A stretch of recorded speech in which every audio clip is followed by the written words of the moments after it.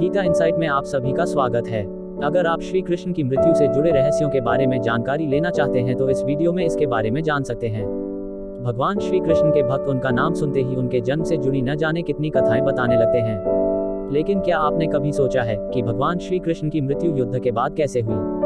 दरअसल इस बात से लोग अब तक अनजान हैं कि युद्ध के बाद श्री कृष्ण की मृत्यु कब और कैसे हुई। ये वास्तव में ऐसा सवाल है जिसका जवाब हर कोई जानना चाहता है। हमने भी इस सवाल का जवाब जानने की इच्छा रखते हुए इस बात का पता लगाने की कोशिश की। आइए आपको भी बताते हैं कृष्ण की मृत्यु से जुड़े कुछ रहस्यों के बारे में। महाभारत युद्ध के बाद क्या हुआ था? ऐसा माना जाता है कि जब महाभारत युद्ध के बाद दुर्योधन के पूरे वंशजों का अंत हो गया तब उनकी माता दुखी अवस्था में आ गई। तो उस समय जब वो कौरवों की मृत्यु पर शोक दिखाते हुए युद्ध भूमि में गई तब उनके साथ श्री कृष्ण और पांडव भी गए। दुखी अवस्था में गांधारी ने भगवान कृष्ण को 36 वर्षों के बाद मृत्यु का अभिशाप दे दिया। ये सुनकर सभी पांडव चकित रह गए, लेकिन भगवान कृष्ण विचलित न हुए और मुस्कुराते हुए उन्होंने ये अभिशाप स्वीकार कर लिया।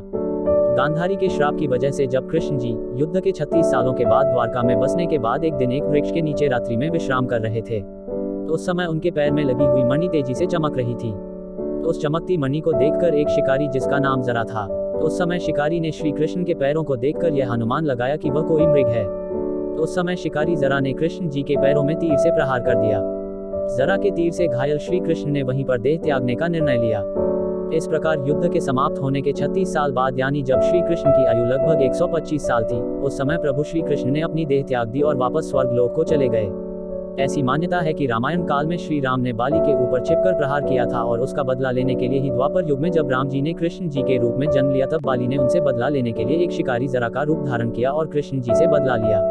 इस प्रकार महाभारत युद्ध के बाद श्री कृष्ण की मृत्यु हुई और उन्होंने मनुष्य रूप से भगवान का रूप पुनः धारण कर लिया। अगर आपको यह स्टोरी अच्छी लगी हो तो इसे जरूर शेयर करें। आशा करते हैं यह कंटेंट आप सभी को पसंद आया होगा। तो इस प्रकार ये कथा यही समाप्त होती है। हमारे साथ बने रहिए। धन्यवाद। लाइक एंड सब्सक्राइब जरूर करें। आप सभी का दिन मंगलमय हो। मिलते हैं नेक्स्ट वीडियो में।